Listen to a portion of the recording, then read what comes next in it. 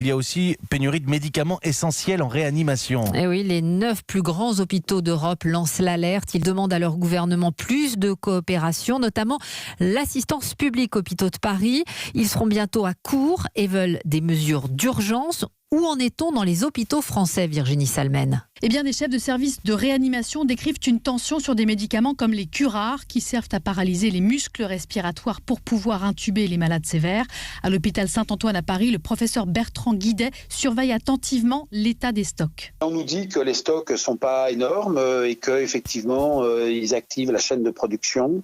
Mais ça, c'est des médicaments absolument indispensables et pour lesquels il n'y a pas de substitut vraiment possible. Là, ça se compte en jours de stock pour ce type de médicaments. S'il y a une rupture de curare, c'est dramatique. Et avec un tel afflux de patients dans un état grave, la consommation d'hypnotiques et de morphiniques pour endormir les patients et soulager la douleur n'ont jamais été aussi fortes. Alors, les médecins doivent passer en mode médecine de crise, comme le professeur Bruno Mégarban, chef de la réanimation de l'hôpital Lariboisière. C'est pas simple, nous devons essayer d'affiner au mieux les dosages. Donc plutôt que de prescrire des doses stables, adapter en permanence la posologie, parfois mélanger deux médicaments dans une même seringue électrique, parce que nous manquons de seringues électriques. Pénurie aussi de cathéters, de respirateurs et même de tuyaux pour respirateurs. On ne jette plus une ampoule de curare, me disait un médecin, on l'utilise jusqu'à la dernière goutte.